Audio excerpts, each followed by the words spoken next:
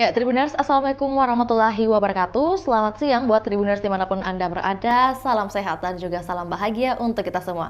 Tentu senang sekali rasanya saya Fiorena Jiretno dapat kembali menyapa Tribuners dalam program kita siang hari ini. Program Highlight Tribun Timur Cetak edisi Jumat 29 Desember 2023. Dan tentunya beberapa menit ke depan kita akan membahas beberapa muatan konten yang sudah tercetak di Tribun Timur Cetak edisi hari ini.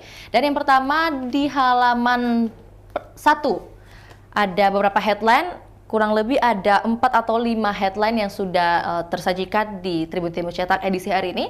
Yang pertama di paling atas kita dapat menyaksikan dengan jelas di layar kaca bahwa JK menyampaikan bahwa Ustadz berdakwah di Indonesia tapi bayarnya dari Amerika.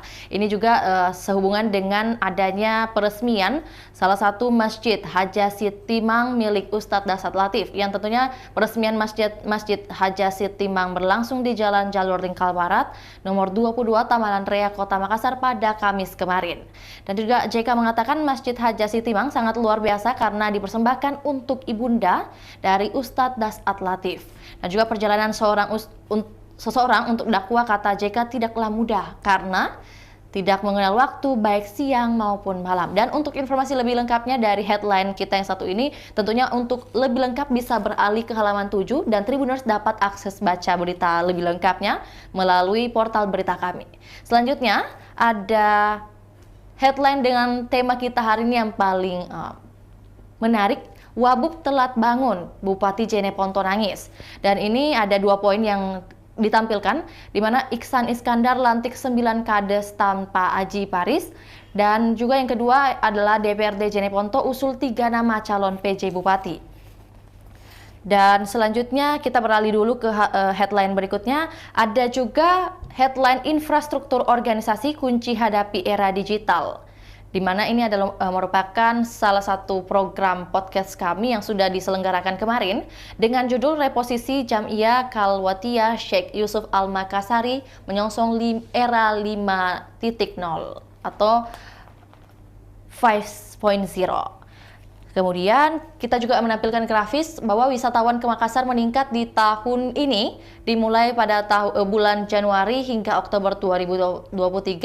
Total ada angka pengunjung lokal, mancanegara, dan juga ada kenaikan sebesar 900.000 maksud saya.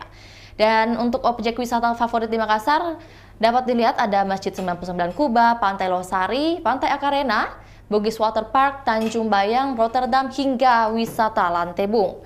Dan di bagian bawah kita beralih lagi ada juga informasi mengenai musim panen industri pariwisata Makassar, serta yang paling bawah adalah Ordal dan singkatan OPAL, Profesor Muin gelitik para dosen. Ini merupakan catatan tercecer dari diskusi forum dosen Refleksi 2023 dan Outlook 2024 kemana arah Indonesia. Sebagai pengantar mungkin ini juga bukan hanya pendapat peserta yang dinanti, kelakuan dan juga ekspresi para peserta diskusi dari forum dosen juga selalu menarik disimak.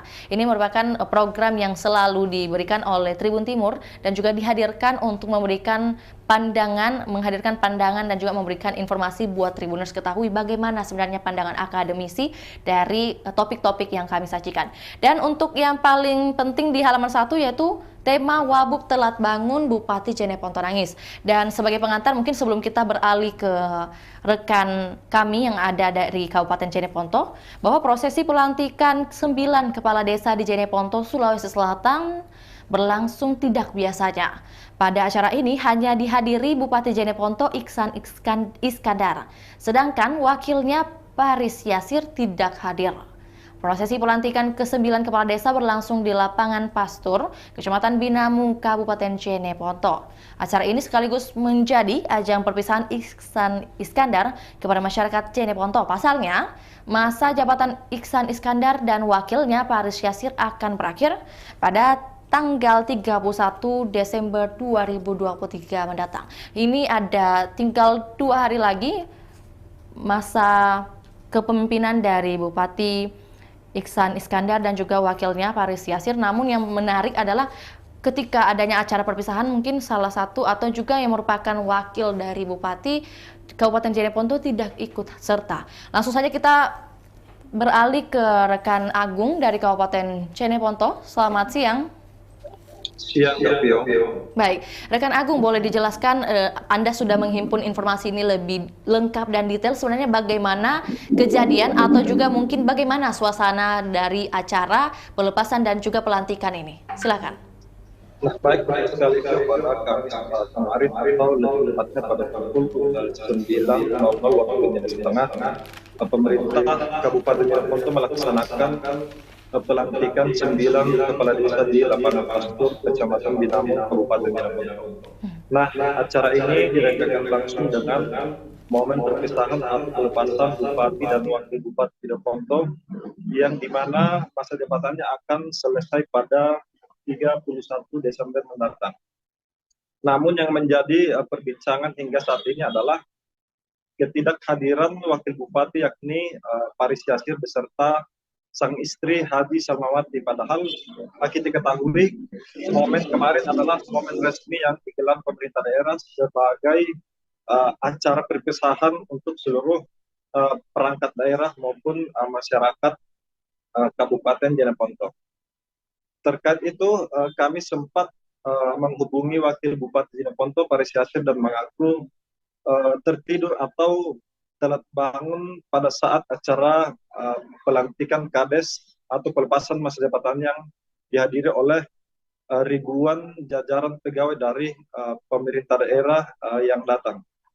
Namun di sisi lain jawaban berbeda kami dapatkan dari salah seorang rekan media di mana Wakil Bupati atau Paris Yasir saat dikonfirmasi mengaku lupa dengan acara pelepasan jabatan yang dirangkaikan dengan acara utama yakni pelantikan kepala desa atau Kades, Pio. Baik, ya rekan Agung, tentunya dengan adanya kejadian atau peristiwa ini membuat masyarakat bertanya-tanya apakah memang acara ini tidak dianggap penting atau memang adalah naluri seorang manusia untuk melupakan atau juga terlupa atau akan suatu rencana. Lantas mungkin konfirmasi lebih lanjutnya dari yang disampaikan oleh rekan Agung di media dan juga sudah kami up di media pemberitaan bahwa memang konfirmasi yang didapatkan adalah ketika itu Wakil Bupati membalas bahwa memang terlambat bangun, namun langsung dihapus. Apakah benar demikian? Nah, betul sekali. Berselang beberapa menit kemudian, Pak Wakil Bupati atau Paris Yasir, di mana yang sebelumnya mengatakan telat bangun, akhirnya dihapus sekitar 5 menit kemudian setelah kami mengajukan pertanyaan lanjutan tentang harapan Pak Wakil Bupati terkait 9 kades yang dilantik oleh Pak Bupati seorang diri. Nah, kemudian banyak masyarakat yang beranggapan bahwasanya Pak Wakil Bupati sangat-sangat tidak profesional. Dalam hal ini, beliau adalah seorang wakil atau pejabat nomor 2 di Kabupaten di Jeneponto ini, Pio. Rekan Agung, mungkin selama ini dari berita atau informasi yang beredar di Kabupaten Jeneponto, bagaimana hubungan dari Bupati dan juga Wakil Bupati dari Kabupaten Jeneponto? Apakah mungkin ada memang selisih atau seperti apa? Isu yang kami dengar dari beberapa pihak di lapangan memang Wakil Bupati mempunyai seorang ipar yang hendak diajukan ke Mendagri untuk dijadikan sebagai Kadis Capil Jeneponto. Namun hal tersebut kami belum bisa membenarkan apakah hal tersebut yang menjadi faktor perselisihan antara Wakil Bupati dengan Bupati Jeneponto Ihsan Sikandar. Ya. Apakah mungkin selanjutnya setelah adanya prosesi pelantikan dan juga pelepasan yang diadakan kemarin, komentar dari Bapak Bupati sendiri seperti apa? Nah, betul sekali memang pasca pelantikan 9 kali dan perpisahan kemarin, kami langsung bergerak menuju ke kediaman Bapak Bupati Ihsan Sikandar di Jalan Ishak Iskandar, Kecamatan Binamung. Namun dengan begitu banyaknya tamu undangan yang datang sehingga kami tidak sempat melakukan konfirmasi lanjutan terkait tidak kehadiran wakil Bupati Jeneponto Pak Syasin terkait acara resmi yang diadakan oleh Pemda. Namun informasi terakhir yang kami terima pada pagi hari ini, Bapak Bupati akan berada atau akan hadir di kantor Bupati Jeneponto untuk merotasi atau melakukan mutasi di lingkup Pemda Jeneponto. Baik, untuk PJ Bupati dan juga Wakil Bupati dari Kabupaten Jeneponto, apakah mungkin sudah ada beberapa nama yang diusung dan juga sudah akan dideklarasikan? Hingga saat ini kami sempat mengkonfirmasi pihak Kabiro Pemerintahan Pemprov Sulsel, yakni Bapak Idam, sehingga saat ini Bapak Idam juga belum menerima surat keputusan atau SK dari Kemendagri terkait siapa PJ yang akan ditugaskan di Kabupaten Jeneponto untuk melanjutkan kepemimpinan Bapak Iksan Iskandar selama kurang lebih 12 bulan ke depan, seperti itu. Ya.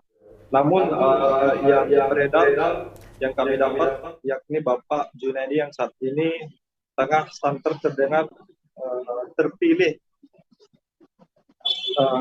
untuk menjadi PJ Bupati di Jeneponto ke depan, dan juga Bapak Sekda Jeneponto yang sempat dikonfirmasi mengaku tengah menunggu SK dari Kementerian Dalam Negeri, seperti itu. Baik, ya rekan Agung, terima kasih atas informasinya yang sudah dibagikan untuk Tribuners terkait topik kita yang memang sangat banyak diperbincangkan dimanapun, karena memang adalah satu kejadian mungkin yang tidak seperti biasanya. Dan untuk itu kami juga menunggu informasi lengkap dan juga terbaru, terupdate dari rekan Agung dari Kabupaten Jeneponto. Untuk itu selamat kembali beraktivitas, terima kasih rekan Agung. Baik, selanjutnya Tribuners, kami juga akan menampilkan cuplikan dokumentasi video yang telah direkam dan juga diimpun untuk Tribuners ketahui bagaimana sebenarnya apa saja yang menjadi highlight di halaman 1 edisi kita hari ini. Berikut laporannya, selamat menyaksikan. Halo Kak Irex. Halo Pak Is. Halo Kak. Baik Kak. Assalamualaikum warahmatullahi wabarakatuh Pak Is. Waalaikumsalam. Ya. Jadi apa dibahas di halaman 1 ini Kak? Untuk halaman 1 Tribun Timur edisi Jumat 29 Desember 2023 kita jalan-jalan ke Jeneponto. Iya. Ya. Ada kasus menarik di Jeneponto ini. Apa itu Kak? Sebenarnya bukan kasus, tapi ya apa istilahnya sesuatu yang agak kurang mengenakan. Iya. Ya. Jadi kemarin itu waktu hari Kamis 28 Desember 2023 Iya. itu ada pelantikan 9 kepala desa di Jeneponto. Itu dihadiri oleh Bupati Jeneponto Pak Iksan Iskandar. Iya. Nah, ketika pelantikan berlangsung, banyak yang bertanya-tanya, kemana wakil bupati? Iya. Ya. Nah, ketidakhadiran Ketua DPD Nasdem Jeneponto ini menimbulkan tanda tanya. Ada yang berspekulasi bahwa terjadi keretakan hubungan antara Bupati Jeneponto dengan wakil bupati. Iya. Apalagi ini wakil bupati katanya mau maju di pilkada Jeneponto nanti 2024 nanti. Nah, ini berlangsung 3 hari sebelum masa jabatan keduanya berakhir. Jadi tanggal 31 Desember nanti masa jabatan Bupati Jeneponto dan Wakil Bupati Jeneponto akan berakhir. Ya. Dia akan digantikan oleh PJ Bupati. Nah, setelah ditelusuri kami dari Tribun Timur mengecek mana Wakil Bupati, kenapa tidak hadir di acara resmi ini. Iya. Setelah dihubungi ternyata ada jawabannya. Apa Kak? Maaf dek, saya baru bangun tidur. Nah, ini kan sebenarnya jawaban yang agak aneh menurut kami, karena setelah wakil bupati baru bangun tidur, terlambat bangun di hari kerja. Pada acaranya kan jam 10. Iya. Nah, ketika dihubungi dibilang saya telat bangun. Jadi itu yang menimbulkan tanda tanya besar. ada apa dengan keduanya? Kenapa wakil bupati tidak mau menghadiri acara yang resmi seperti ini? Nah, pada acara ini setelah melantik 9 kepala desa, Bupati Jeneponto juga pamitan kepada para kepala desa dan kepada para staf dan pejabatnya, karena mungkin itu adalah hari terakhir dia bekerja sebagai bupati. Nah, dia juga sempat menangis dan memeluk beberapa pejabatnya dan mengucapkan selamat perpisahan kepada mereka. Rencananya Bupati Jeneponto akan maju sebagai calon anggota DPR RI dari Partai Golkar. Berita berikutnya, Faiz, tentang peresmian Masjid Siti Mang yang dimiliki Desa Latif. Itu tadi diresmikan oleh Bapak Yusuf Kalla, mantan Wakil Presiden RI. Ada benar dari ungkapan dari Pak Yusuf Kalla ini, yang benar dan menggelitik. Pak Yusuf Kalla bilang begini, sekarang ada transformasi, ada perubahan dari para ustadz, para ulama di Indonesia. Jadi mereka itu rajin berceramah di masjid-masjid, di tempat-tempat umum dan sebagainya. Biasanya para ulama-ulama ini diberi honor, mengundang. Honornya pun ya mungkin tidak seberapa ya, mungkin sekitar ya, kalau yang mungkin lagi tanda-tanda mungkin ya sampai jutaan, sampai belasan juta dan sebagainya. Tapi yang biasa-biasa mungkin sekitar 1 jutaan atau ratusan ribu dan sebagainya. Nah, yang menarik dari pernyataan Yusuf Kalla ini bahwa banyak ulama-ulama sekarang yang justru dibayar dari Amerika. Kenapa itu? Dibayar dari Amerika. Ini yang menarik. Iya. Ulama Indonesia Dibayar dari Amerika. Dari ya pokoknya dari Amerika lah istilahnya. Nah, ternyata setelah ditelusuri ya, menurut Pak Yusuf Kalla ya, para ulama-ulama Indonesia ini banyak yang mengupload hasil ceramahnya ke kanal YouTube. Iya. Nah, dari kanal YouTube inilah dia karena banyak penontonnya, banyak yang share, banyak yang komentar, banyak yang like juga, akhirnya dia mendapatkan pendapatan dari situ, pemasukan dari situ. Nah, itu yang dimaksud Pak Yusuf Kalla. Dia mendapatkan pendapatan lebih banyak dari ketika dia berdakwah melalui YouTube. Seperti itu yang dilakukan juga oleh Ustaz Kondang Dasar Latif yang selama ini. Jadi dia berceramah keliling kota, keliling kemana-mana saja, tapi pendapatan dari kanal YouTube-nya juga jauh lebih banyak dari apa yang didapatkan dari ceramah offline. Itu saja mungkin Faiz. Untuk lebih detailnya silakan baca Tribun Timur edisi Jumat 29 Desember 2023. Assalamualaikum warahmatullahi wabarakatuh. Waalaikumsalam. Baik, Tribuners, selanjutnya kita beralih ke rubrik Tribun PSM. Tribun PSM ini menyajikan informasi dari tim kecintaan masyarakat Sulawesi Selatan dengan headline Kenzo Nambu Predator Gol, di mana pemain PSM Makassar Kenzo Nambu menjadi gelandang tersubur di Liga 1 2023-2024. Hingga pekan ke-23 dia telah mengoleksi 9 gol dari 20 pertandingan. Tak ada pemain tengah lain yang bisa mencetak gol lebih banyak dari Kenzo Nambu. Rata-rata gelandang lainnya hanya mengoleksi 3-5 gol saja. Kemudian di bawah Kenzo Nambu ada nama gelandang Bayangkara FC, Matias Mir dengan koleksi 5 gol. Dan di samping kanan dari konten muatan Kenzo Nambu Predator Gol, kami juga menampilkan informasi terkait layak dapat perpanjangan kontrak. Kontrak Kenzo Nambu bersama PSM Makassar akan berakhir di musim 2024 seiring berakhirnya kompetisi Liga 1. Masa depannya bersama klub kebanggaan masyarakat Sulawesi Selatan masih simpang siur. Apalagi jika melihat usia Kenzo Nambu yang telah menginjak 31 tahun. Usia tersebut terbilang tidak muda bagi pesepak bola. Di lain sisi, sang pelatih Bernardo Tavares dikenal lebih banyak mengandalkan pemain muda. Dan juga ada grafis yang kami tampilkan di mana ada statistik gelandang lain. Ada beberapa nama dari Bali United, Bayangkara FC, Persija Jakarta, Persik Kediri, hingga Persis Solo. Dan untuk informasi lebih lengkapnya dari rubrik Tribun PSM, tentunya kami juga akan menyajikan video cuplikan dari rekan Tribun Timur. Berikut laporannya, selamat menyaksikan. Halo Kakak Sade. Halo Faiz, halo Tribuners. Apa kabar hari ini? Alhamdulillah baik Kak. Kalau PSM apa kabar hari ini Kak?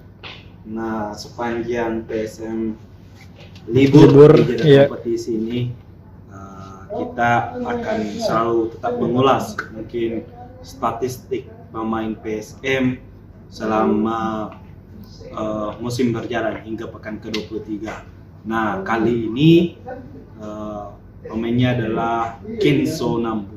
Kita tahu bahwa Kenzo Nambu adalah predator gol PSM Makassar ini. Dia menjadi top skor tim dengan 9 gol.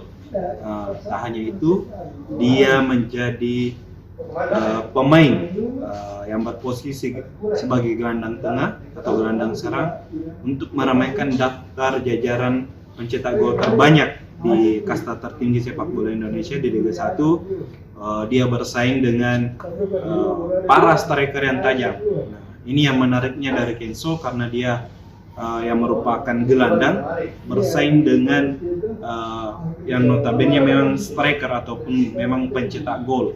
Yeah. Nah, jumlah gol Kenzo ini sisa selisih 6 gol dengan pencetak gol terbanyak yang ada 3 orang dengan 14 gol, yakni Brando, pemain Bayangkara FC, kemudian David da Silva, Persib Bandung, serta Gustavo Tocantins yang merupakan striker Arema yang kini pindah ke Persija Jakarta. Nah, tak hanya itu, secara untuk posisi di gelandang tak ada yang bisa menyamai produktivitas gol dari Kenzo Nambu ini. Kita tahu ada sejumlah nama-nama besar untuk mengisi lapangan tengah. Ada Matias Mier, kemudian ada Eber Bessa, kemudian ada Renan Silva, kemudian ada juga Majid Gayos. Mereka ini adalah gelandang-gelandang serang, namun secara produktivitas gol masih jauh, bisa dikatakan jauh di bawah Kenzo. Mereka paling tinggi ini yang mendekati Kenzo hanya Matias Mier, itu pun dengan 5 gol saja, jadi masih ada selisih 4 gol dari Kenzo. Makanya untuk saat ini secara posisi di gelandang serang, Kenzo lah yang menjadi gelandang produktif di Liga 1 untuk saat ini. Nah, dengan performa yang cukup impresif ini, 20 laga, 9 gol, tentu banyak tim yang akan ingin menggunakan tenaga Kenzo di musim depan. Apalagi kita tahu kontrak pemain asal Jepang itu bersama PSM Makassar akan berakhir di akhir musim 2023-2024 seiring berakhirnya Liga 1 nanti. Nah, sampai saat ini belum ada sepertinya pembicaraan perpanjangan kontrak antara Kenzo Nambu dengan manajemen PSM.